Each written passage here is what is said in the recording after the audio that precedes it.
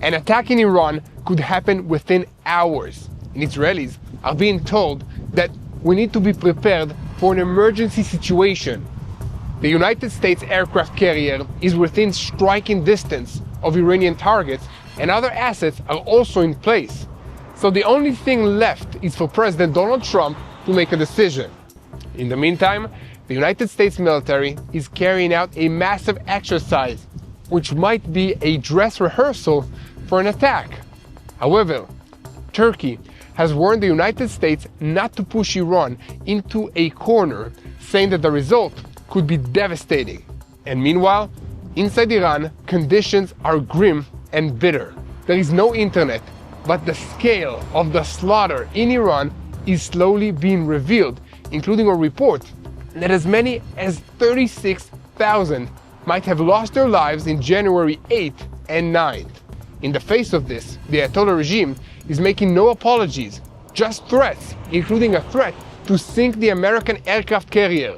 However, they are also shutting the pipeline of money and weapons to Hezbollah, a sure sign of their internal distress. But Hezbollah's Secretary General Naim Qassem is in a fighting mood, calling for an all-out war. And at the same time, the IDF launched a fire belt in Lebanon overnight, hitting dozens of Hezbollah targets, including the elimination of a senior artillery commander and using bunker buster bombs for some targets of Hezbollah, the terrorist organization. Welcome to Boots on the Ground. I'm your host, Yair Pinto, bringing you the whole truth about what's happening in Israel. And by the way, I'm currently on my way to Mount Hermon, the northernmost mountain in Israel, with my entire team. Today, we will join the IDF to understand what the threats are from that area. And there are many threats in the north, but also many opportunities. And we are a moment away from a historic opportunity to change the regime in Iran. So senior officials in Israel fear missing the historic opportunity to replace the Ayatollah regime if President Trump does not exploit the current crisis and refrains from striking Iran. This is while Razeh Pahlavi is seen as a symbolic figure for the alternative leadership. However, Israel and the United States prefer a gradual transfer of power while preserving the oil industry in order to prevent chaos in the world markets. The possibility that is there of a strategic weapons and the strengthening of other regional power centers in the event of a collapse of the Iranian regime is very real. The aircraft carrier USS Lincoln has arrived in the region ahead of a possibility of a military campaign against Iran. The United States has also promised to reinforce Israel's defensive array, and in the last 24 hours, units of the battle-tested THAAD air defensive systems have been deployed in this region. On Israel's northern border, Hezbollah's Secretary General called on the organization's operatives to prepare for an all-out war in support of Iran, warning that Iran's enemies will not experience a pleasant trip if they attack. However, the IDF is already attacking Hezbollah, hitting dozens of targets all over Lebanon in the last 24 hours, including the man described as the head of Hezbollah's artillery array. But that's not Hezbollah's only problem. It has come to light that Iran has shut off the economic tap, causing forces and structural changes against the backdrop of severe budget crisis. The changes are announced suddenly, and the funding that remains for the terrorist organization is being directed towards combat readiness, while hundreds of non-combat personnel have received pink slips, which has never happened before in Hezbollah. They're not paying their people. So I'm personally very interested to see how these laid-off employees react to this situation. And in the Gaza Strip, there's a wide-scale operation in the cemetery to try and find the remains of fallen hostage Ran Gaveli. This is the report that indicates that the Rafah crossing will be opened in a limited and surprising manner when this issue will be resolved. However, against the backdrop of progress in the ceasefire arrangements, a Hamas spokesperson clarified that this evil organization is here to stay, while everyone is beginning to understand that there is only one force that knows how to disarm Hamas, and that is the IDF. So, I'm Yair Pinto, and this is your Boots on the Ground report, bringing you the whole truth about what's happening in Israel on day 844 of the war against Hamas, Hezbollah, the Houthis in Yemen, the Shia militias in Iraq, and all the other armed groups in this region that are operating under the orders of Iran's Revolutionary Guards Corps, which is the head of the crumbling axis of evil in the Middle East. A moment before we start, don't forget to press that subscribe button and stay tuned to the truth in real time so that you never miss another episode of Boots on the Ground. The American aircraft carrier USS Abraham Lincoln has moved into the region, and its presence is changing the entire breathing rhythm of the Middle East. This is not just another visit, but a deployment that signals that Washington is one decision away from a strike, and the clock is ticking. And that matters now, because the moment that this force settles into position, Iran, Israel, and all the proxies in the region move into response and get serious about preparations for action. And speaking of preparations, although all the attention is focused on the American aircraft carrier, it is not the only strike platform that the Americans brought with them. The carriers that escort the vessels also have cruise missiles that they can fire at Iranian targets, as well as sophisticated electronic warfare and cyber warfare systems. The carrier holds up to 90 aircrafts with a variety of offensive and defensive capabilities that add up to a capability to conduct a campaign for many days. At the same time, the Americans are also deploying large numbers of ground-based aircrafts at bases in this region, including squadrons designed for both an interception scenario and a strike scenario. This week, some of these forces began a multi-day readiness exercise, which is worth doing for its own sake, but in the current context, it appears to be an exercise meant to test rapid response and operational capabilities under pressure, exactly as all sides are trying to understand whether this is just an exercise or a dress rehearsal. Meanwhile, the Pentagon is also strengthening layers of defense around Israel. A ship with missile defense systems is moving towards the area, and in the coming days, a THAAD battery is also expected to arrive.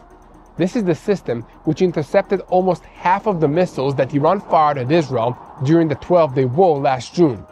This is not a technical detail. It is a signal that if something happens, Washington wants Israel to have a thick umbrella over its head from the very first minute. And here in Israel, it would seem that we are maintaining a regular routine. There is no dramatic change in the streets, but inside the military system, the assumption is clear that an American strike could happen in the near-term future. And the officers, looking at the map, define the coming days as sensitive days, a key week. Talks were held over the weekend between the commander of the United States Central Command and the IDF Chief of Staff, Eyal Zamir, and senior officials in the intelligence and operational branches. These talks were meant to coordinate everything that we'll need to do before the events and the hostilities commence in the near future. The Israeli perspective is that if and when there is an opening blow, it should focus first and foremost on Iran's missile stockpiles in order to quickly reduce Iran's ability to strike Israel and US bases in this region, as well as naval assets at sea. This is a good place to talk about the limitation of Iran's capabilities, as it is presented on the ground. On paper, Iran has on the order of about 1,500 ballistic missiles, but the ability to fire them depends on launchers, and Iran lost at least half of its operational launchers in the 12-day war. They also lost a large number of soldiers who were trained in using this equipment. Therefore, it is assessed that their capability to fire barrages of missiles is on the order of at most a few dozens every time they do it, not hundreds as they kept threatening. Added to that is a technical point that determines the pace at which missiles can be fired. A large part of Iran's remaining missiles arsenal is liquid-fueled. That fuel requires preparations, fueling, and time, and it is harder to carry out dense strikes and cycles within it.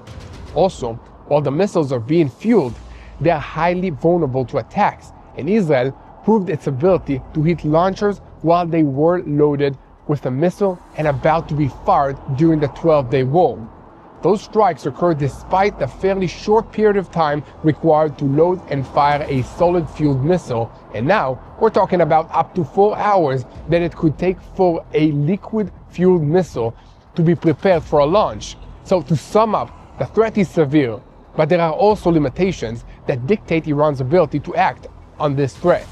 And alongside all of this, Tehran is trying its best to bring psychological deterrence into the picture. In Tehran's Revolution Square, a huge sign was displayed this week depicting an American aircraft carrier being shelled with a path of blood in the water. This tracks with the regime's endless rhetorical threats that if there is a strike, Iran will treat it as an all-out war and a regional campaign with strikes on different targets in the Middle East, including American targets, military facilities, or energy facilities, and also targets of US allies in this region, foremost Israel. What do you think about all of this? Should we take the Iranian threat seriously? Do you think that they have the ability to do serious damage to Israel or to the American military? They've proven that they can be very strong against unarmed civilian protesters in the streets of their own cities, but does that mean that they are also seriously threatening anybody else?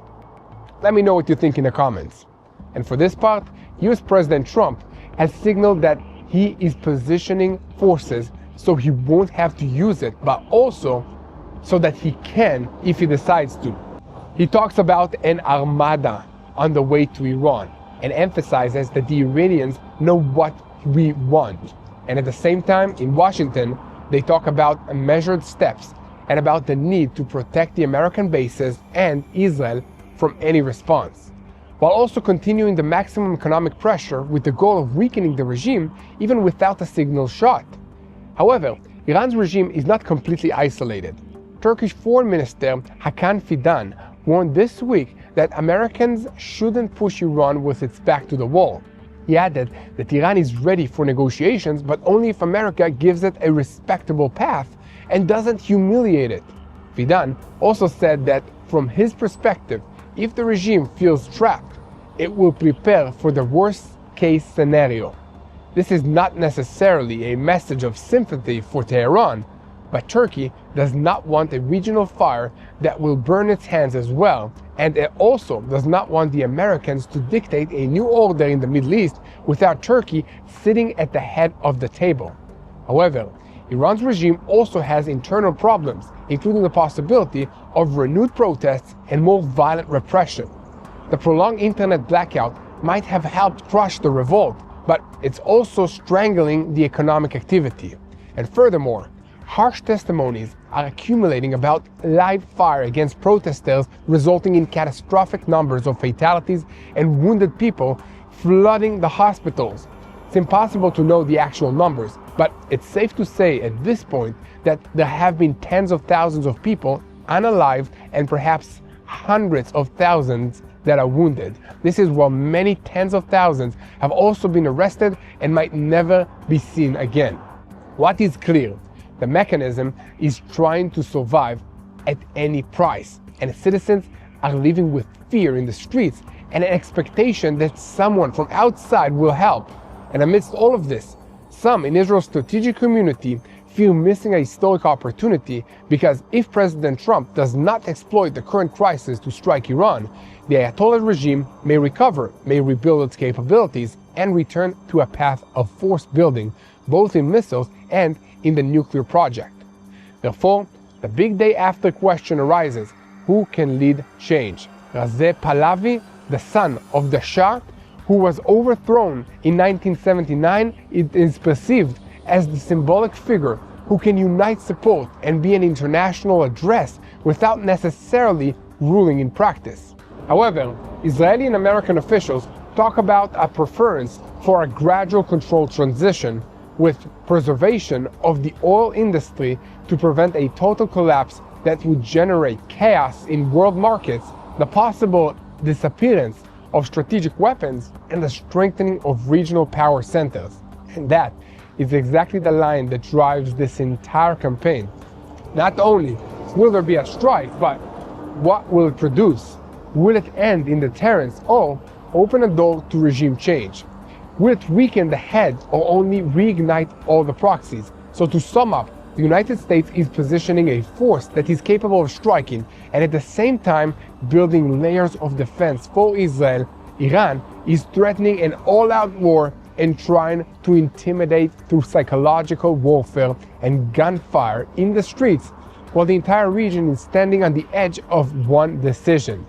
That includes elements of Israel's north. So, if this is the moment of decision against Iran, what is happening at the same time in Lebanon when the IDF opens a fire belt that carries out more than 15 strikes and hits Hezbollah targets hours after eliminating their artillery commander? Is this only a signal or the opening of another front? We will answer that today, because I'm already on my way to the northernmost border. In real time, behind me you can see the mountain of Hermon, and we're going to bring you the whole truth about what's happening in Israel. So we will be very happy if you share this content with as many people as possible and become ambassadors of the truth. I also want to speak to you for just a moment about our partner for today's video, Vinya. For many Israelis, it's still about balancing reserve duty, work, and family. You come home, you take off the uniform, and life doesn't slow down. I know that feeling. I've come back from reserve duty, trying to be present at home, catch up at work, and still feeling completely drained. So as this new year begins, I made a New Year's resolution, not to do more, but to take better care of my health, so that I can actually show up for the people who depend on me. And that's a decision that any of us can make going into this new year. That's why I'm continuing to use Vinya. It's an Israeli supplement made from red grape cells that helps support healthy blood flow to the heart, brain, and muscles. For me, that meant better focus, steadier energy, and fewer days of that foggy feeling or feeling burnt out. I started using Vinya during my reserve duty back in 2023, and I'm still taking it today.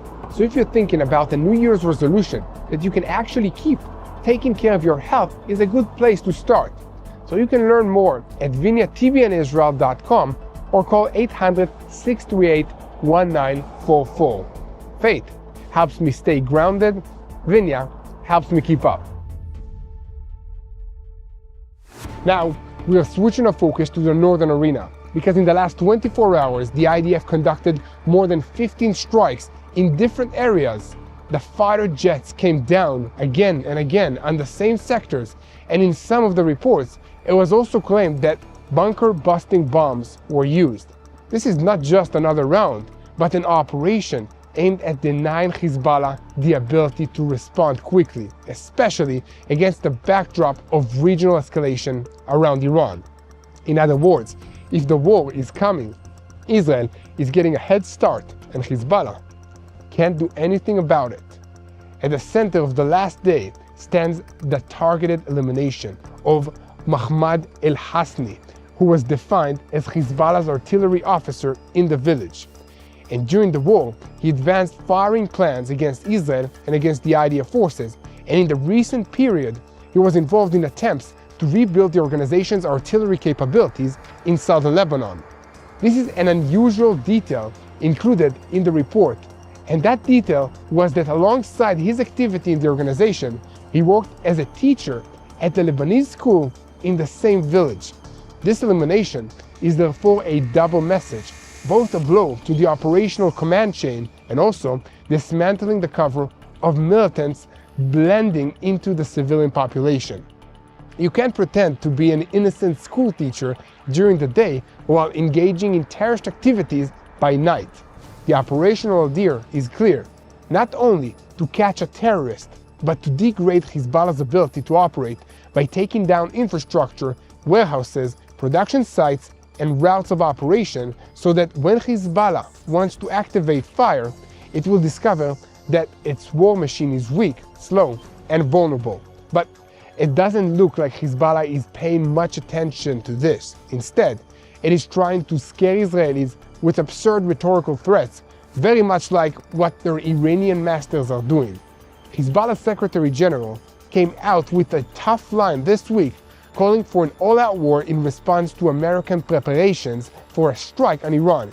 This should also be understood in the context of Hezbollah's internal position inside Lebanon, when it's getting pounded by the IDF and threatened by the internationally recognized government. So their leaders have to talk tough in order to convince everyone, especially themselves, that they're not about to lose everything. However, Hezbollah is also under severe economic strain, and we can see that in a wave of layoffs and forced changes in its communications apparatus, mainly around the newspaper that's identified with the organization, El Akhbar, departments are being closed or reorganized, salaries are being cut, and the move was announced suddenly. This is a much more reliable indication of the organization's status than the ridiculous threats that are being made by Hezbollah officials, and Israeli intelligence assessments are that the financial support from Iran, which for years was Hezbollah's backbone, is shrinking significantly.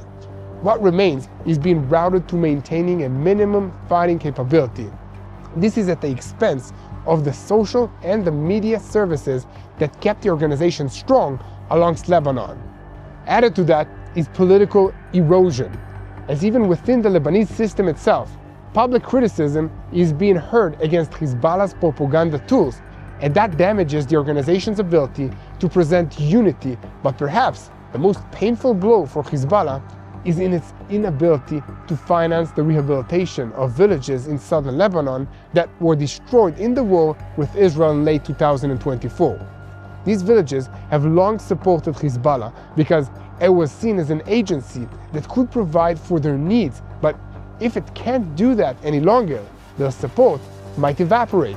Israel is leading into Hezbollah's moment of weakness, operating in Lebanon at a high pace to deny capabilities and strike Hezbollah pillars.